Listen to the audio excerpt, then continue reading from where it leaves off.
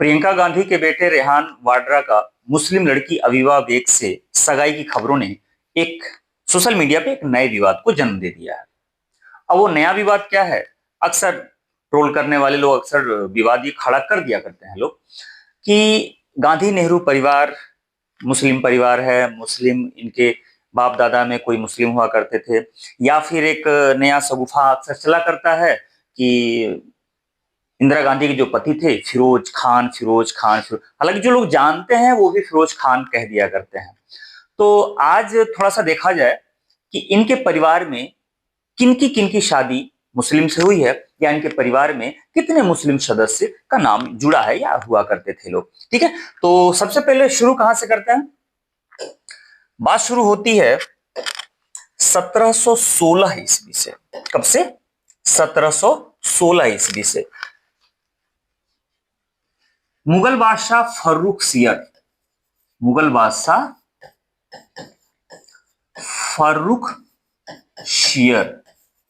ठीक है, फर्रुख शियर मुगल बादशाह बनते हैं 1713 ईस्वी में। ठीक है, 1713 ईस्वी में। ये वो दौर है जब जम्मू कश्मीर में एक प्रसिद्ध विद्वान पंडित, और उनका नाम था पंडित राज नारायण कौल। अब राज नारायण कौल प्रसिद्ध विद्वान थे, ये सारस्वत पंडित हुआ करते थे। अब कहीं कहीं आपको सिर्फ राज कौल देखने को मिलेगा, राज नारायण कौल नहीं, राज कौल आपको देखने को मिलेगा। अब इनकी जो विद्वता थी, हिंदी संस्कृत तो खैर जानते थे, ये पंडित थे, लेकिन साथ साथ यह फारसी और अंग्रेजी के भी बड़े ही शानदार ज्ञाता थे।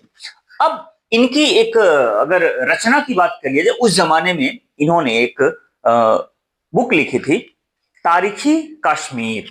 अब उस तारीखी कश्मीर की ख्याति जो है वो दिल्ली तक पहुंची। अब दिल्ली तक पहुंची तो फर्रुख शियर इनको तलब करता है अपने यहाँ। अब अपने यहाँ तलब करने के बाद से फर्रुख शियर ने इन्हें, चूंकि ये फारसी और अंग्रेजी के विद्वान हुआ करते थे, तो कहा है भाई कि आप हमारे यहाँ आइए, और एक जागीर दे करके दिल्ली का जो वर्तमान चांदनी चौक है, चांदनी चौक के पास इनको एक जागीर दी गई, और जागीर दी गई इनको बसा दिया गया। ठीक है, तो ये पंडित राज कौल, ये चांदनी चौक के पास नहर के किनारे इन्हें जागीर दी गई, और वहां पर इन्हें बसा दिया गया। ठीक है, अब नहर के किनारे बसा दिया गया। अब जब पंडित जवाहरलाल नेहरू की अपनी आत्मकथा पढ़ेंगे तो उन्होंने भी यही माना है कि जो नेहरू शब्द कहां से आया है, उसके पीछे का वो लॉजिक देते हैं कि जो राज कौल आए, वो नहर के किनारे उन्हें जागीर दी गई, तो जब फर्रुख शियर या मुस्लिम दरबार के लोग इन्हें बुलाते थे तो अच्छा, जो कश्मीर से बहुत सारे लोग आए हुए थे, लोग दिल्ली में नहीं बसते थे, तो नहर वाले कौल जी, इनको आम बोलचाल की भाषा में नहर वाले कौल जी के नाम से इन्हें पुकारा जाता था। तो नहर वाले कौल जी करते करते नेहरू वाले कौल जी हो गए। वो नहर को नेहर के, आज भी जो उर्दू जुबान होती है वो ने का उच्चारण हो जाता है। ठीक है, तो नेहर वाले कौल जी। तो आगे चल करके पंडित राज कौल नेहर वाले कौल जी हो गए। हालांकि इस तथ्य पे आम सहमति नहीं है। ये जो तथ्य है कि नहर के किनारे बसने के कारण ये नहर वाले कौल जी बन गए, इस पर कांग्रेस के शशि थरूर, जो एक बड़े नेता है कांग्रेस के, शशि थरूर, उन्होंने अपनी रचना द इन्वेंशन ऑफ इंडिया, उन्होंने कहा कि ये जो पंडित राज कौल, ये श्रीनगर के पास नारू नामक एक गांव के निवासी थे। किसके? नारू नामक गांव के निवासी थे। तो नारू नामक गांव के निवासी होने के कारण नारू से नेहरू पड़ा। लेकिन एक और तथ्य और आपको जान लेना चाहिए, शेख अब्दुल्ला के जीवनीकार मोहम्मद यूसुफ टैंग ने अपनी रचना में लिखा है कि यह श्रीनगर के पास एक दूसरा गांव, उन्होंने दूसरा गांव का उल्लेख करते हैं, नुहर नामक गांव के निवासी हुआ करते थे। तो इस आधार पर इन्हें नेहरू पड़ा। खैर जो भी हो, ये तथ्य तो समझ में आ गया कि इनके नाम के साथ कौल के बाद ये नेहरू शब्द जुड़ा है, तो कहां से, तीन अलग अलग तथ्य। हालांकि सर्वमान्य तथ्य यह है कि नहर के किनारे इन्हें जागीर दी गई थी, और किसने दिया था, फर्रुखसियर ने दिया था। फिर उस नहर से बनता है नेहरू। यहां तक तो बात समझ में आ गई। अब बहुत दिन तक फर्रुखसियर तो रहे नहीं। फर्रुखसियर की आपसी रंजिश गद्दी के चक्कर में फर्रुखसियर की हत्या हो जाती है, और जब फर्रुखसियर की हत्या हो जाती है तो इनके ऊपर जो फर्रुखसियर का एक हाथ था वो तो हाथ खिंचा गया ना। अब राज दरबार में इनकी थोड़ी सी पूछ कम हो गई। अब इनकी जो पूछ कम हो गई, तो फिर चूंकि ये अंग्रेजी के बहुत बड़े जानकार हुआ करते थे, अंग्रेजों का शासन भी 1857 की क्रांति की जस्ट पहले हो चुका था, दिल्ली पे कब्जा भी हो गया था अंग्रेजों के समय में। अभी अंग्रेजों के करीब ये लोग आ गए। अब जब अंग्रेजों के करीब आ गए तो इनके दो पोतों का नाम मिलता है साक्ष्य में। नाम था मौसाराम कौल, मौसाराम कौल, और साहेब राम कौल, साहेब राम कौल। ठीक है। अब इसमें मौसाराम कौल को अंग्रेजों ने वकील नियुक्त कर दिया। ये अंग्रेजों की तरफ से वहां वकील नियुक्त होते हैं। अब इनके जो बेटे थे लक्ष्मी नारायण कौल, इनके जो बेटे हैं लक्ष्मी नारायण कौल, लक्ष्मी नारायण कौल, लक्ष्मी नारायण कौल। अब Lakshmi Narayan Kaul East India Company के वकील नियुक्त होते हैं, आधिकारिक वकील। कहां पर, मुगल दरबार में। ईस्ट इंडिया कंपनी के आधिकारिक वकील नियुक्त होते हैं मुगल दरबार में। अच्छा, अब ये लक्ष्मी नारायण कौल, अब इनके नाम के साथ जो वो नहर से नेहरू जो था ना, सबके सबके नाम के आगे वो नेहरू जो है, नोहरू से नेहरू जुड़ता चला गया था। ठीक है। तो इनका जो नाम मिलता है लक्ष्मी नारायण कौल नेहरू, लक्ष्मी नारायण कौल नेहरू, ये ईस्ट इंडिया कंपनी के आधिकारिक वकील हैं। इनके जो बेटे हैं, इनके जो बेटे हैं, नाम है उनका गंगाधर कौल, पंडित पंडित गंगाधर कौल, गंगाधर कौल नेहरू, गंगाधर कौल नेहरू। अंग्रेजों ने इन्हें दिल्ली का कोतवाल नियुक्त किया था, दिल्ली का कोतवाल नियुक्त किया था। अब यहां से जीएस का प्रश्न ये बन जाता है कि जब 1857 की क्रांति हुई, 1857 की जब क्रांति हुई तो यह दिल्ली के कोतवाल थे। ठीक। 1857 की क्रांति के बाद जब ईस्ट इंडिया कंपनी खत्म हो गई, अंग्रेजों का यानी कि लंदन का सीधा हस्तक्षेप इंडिया में हो गया, तो कोतवाल का पद खत्म हो गया। तो क्वेश्चन ये पूछा जाता है कि दिल्ली का अंतिम कोतवाल कौन था, तो पंडित गंगाधर कौल। ठीक है, ये कोतवाल। अब कोतवाल का पद ही खत्म हो गया, दिल्ली पर पूरी तरह से अंग्रेजों का कब्जा हो गया, वो स्थितियां रही नहीं, काट मार दंगे बवाल सब होने लगे। अब ये जो एक नहर के किनारे इन लोगों को जो रियासत मिली थी वो भी खत्म हो गई, दशा बड़ी खराब हो गई। अब जब दशा खराब हो गई, अब ये लोग करें क्या, अब ये कुछ नहीं समझ में आ रहा था। तो उत्तर प्रदेश की राजधानी हुआ करती थी उसके पहले आगरा, उत्तर प्रदेश की राजधानी हुआ करती थी आगरा। हालांकि याद रखिएगा 1858 में राजधानी परिवर्तन हो गया है और इलाहाबाद हो गया है राजधानी उत्तर प्रदेश की। ठीक है, उस जमाने में पहली राजधानी आगरा बनती है, फिर उसके बाद से इलाहाबाद बनती है। तो आगरा राजधानी हुआ करती थी। तो ये जो पंडित गंगाधर कौल अपने परिवार को लेते हैं, और वहां से जब दिल्ली में अब कुछ रहा नहीं, दशा बड़ी खराब हो गई, तो अब ये आ गए आगरा, यानी कि अब आगरा शिफ्ट हो गए। गंगाधर के तीन बेटे थे। अब तीन बेटे कौन कौन, अब गंगाधर के तीन बेटे हैं। सबसे बड़े थे वंशीधर, वंशीधर कौल नेहरू। फिर उसके बाद उनसे छोटे थे नंदलाल, नंदलाल कौल नेहरू। और जो सबसे छोटे थे मोतीलाल कौल नेहरू।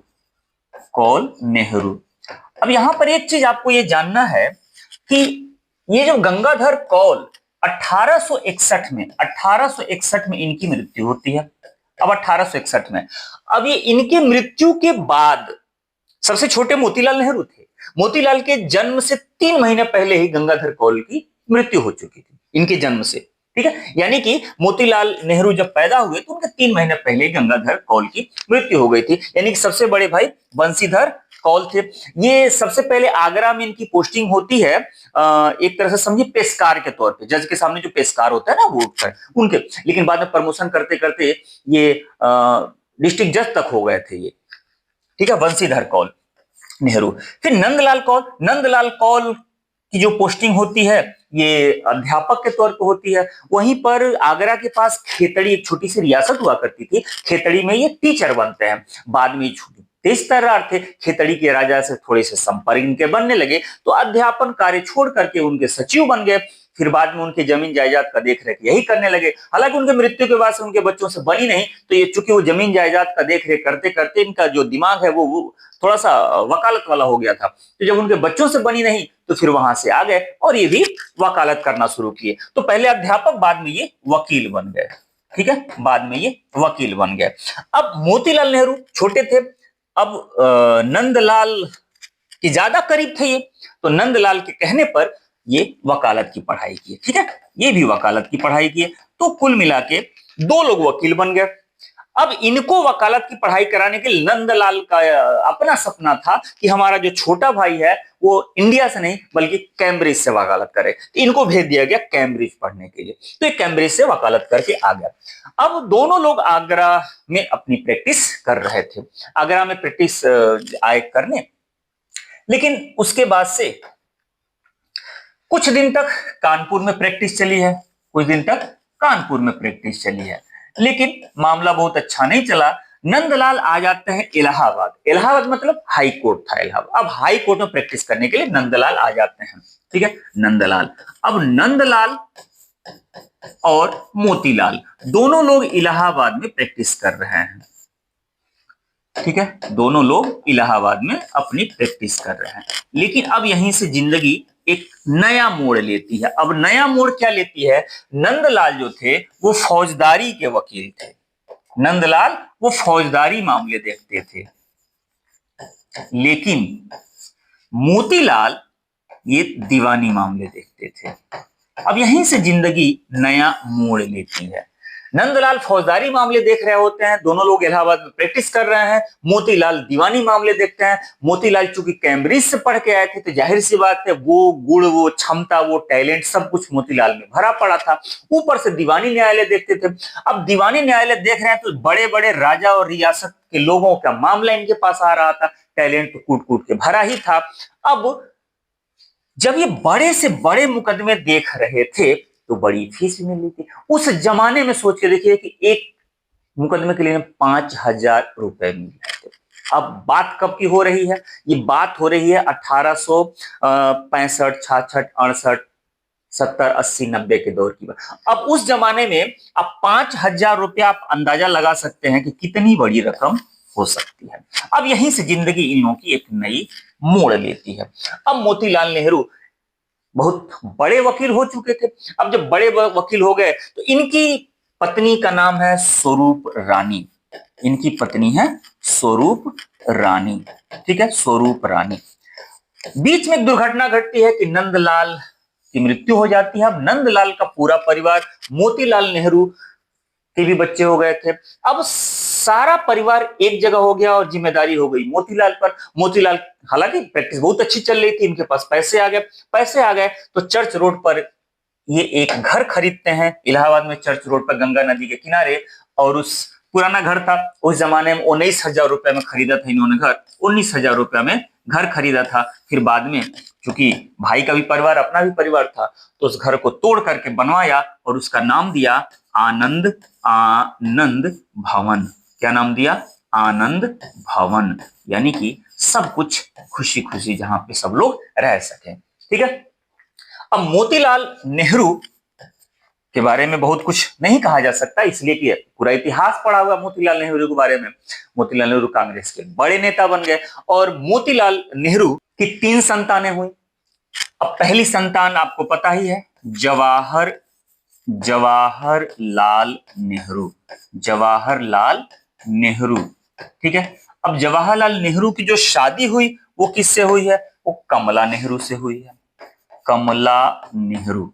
ठीक है, कमला नेहरू। अब एक बात याद रखिएगा, मोतीलाल नेहरू इस पूरे वंशावली के पहले ऐसे व्यक्ति हैं जिन्होंने अपने नाम से कौल शब्द हटाया।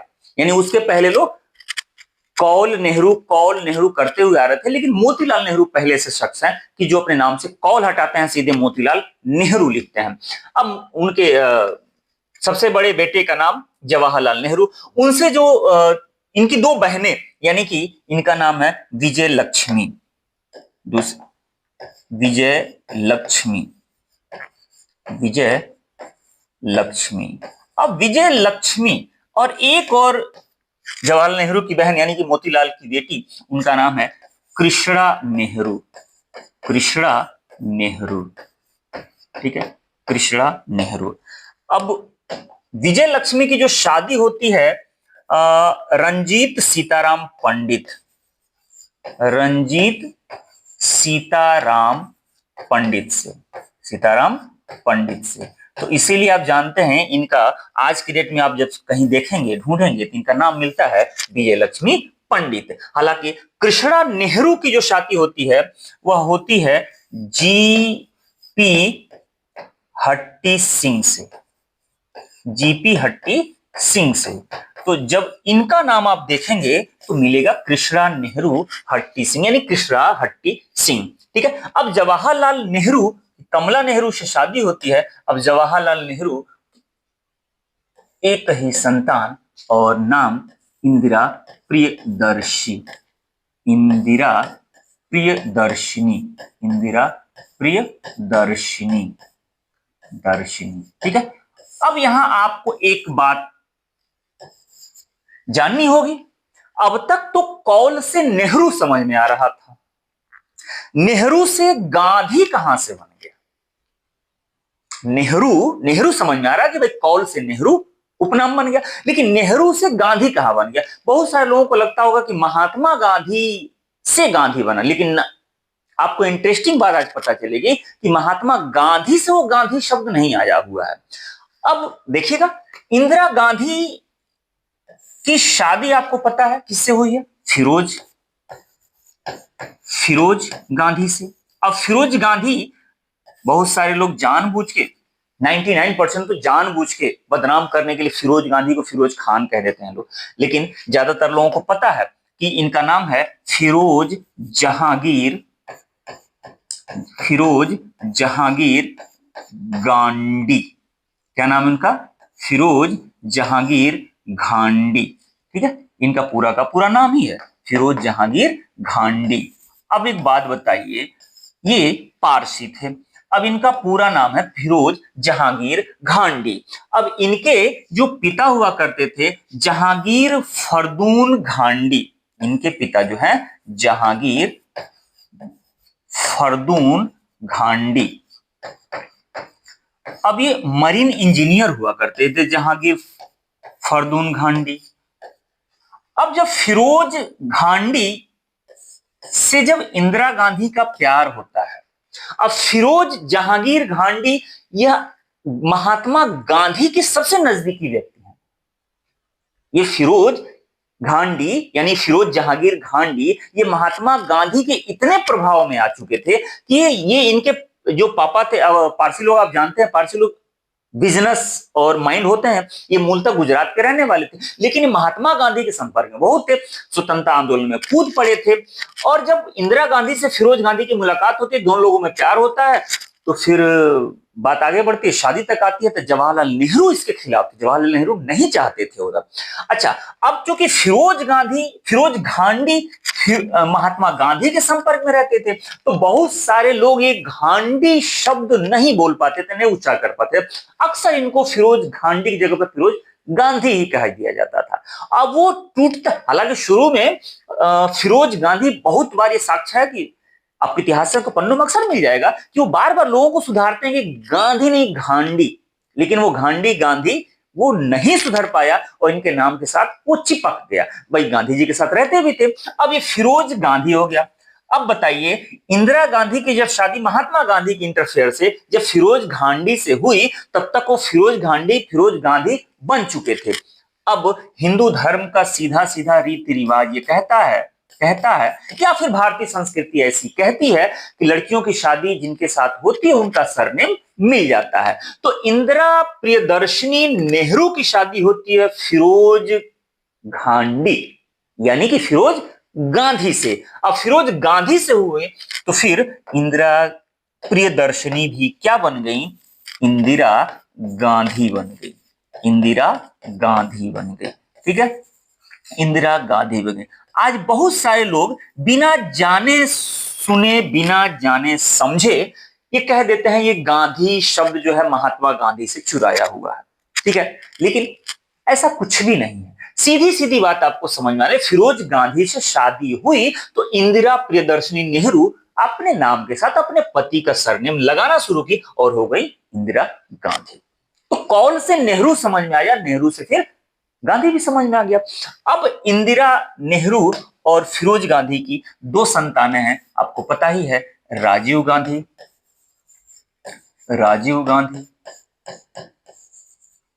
और संजय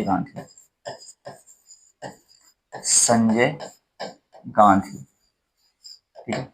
अब राजीव गांधी की शादी पता ही है सोनिया गांधी से हुई है,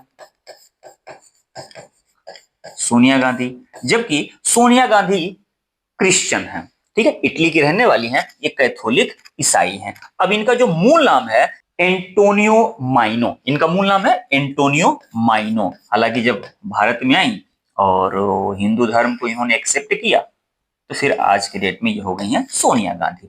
संजय गांधी की शादी सिख में हुई है, ठीक, और इनकी पत्नी का नाम मेनका आनंद, ठीक है। अब जब हुई तो मेनका गांधी बन गई, बात समझ में आई ना। अब राजीव गांधी की दो संतानें, राहुल गांधी और प्रियंका गांधी। अब राहुल गांधी तो अभी तक शादी नहीं किए हैं, प्रियंका गांधी शादी की हैं रॉबर्ट वाड्रा से। अब रॉबर्ट वाड्रा, बहुत सारे लोग नाम के पीछे जाते हैं कि नाम रॉबर्ट वाड्रा वो किस हैं, लेकिन रॉबर्ट वाड्रा के पिता का नाम है राजेंद्र वाड्रा। वो मूल रूप से हैं तो पंजाबी मूल के, लेकिन मुरादाबाद के रहने वाले हैं और वो भी हिंदू हैं। तो अब आप बताइए, इस पूरे वंशावली में कहां आपको कोई मुसलमान आपको दिखाई दिया? नहीं। लेकिन खैर, कमेंट करना है लोग कर देते हैं, ठीक है। तो कैसा लगा आपको वीडियो, या फिर आप इसके बारे में जानते थे कि नहीं जानते थे, इस पूरे इतिहास या कौल के बारे में? कौल से कब नेहरू बने, नेहरू से गांधी बने, गांधी सरनेम कहां से आया, ये इंटरेस्टिंग था। तो कमेंट करके बताइएगा कि इसके बारे में आप क्या जानते हैं, या फिर वीडियो कैसा लगा ये भी कमेंट करके बताइएगा। जल्दी मिलते हैं ऐसे मजेदार टॉपिक के साथ, वीडियो के साथ। तब तक आप अपना ख्याल रखिए।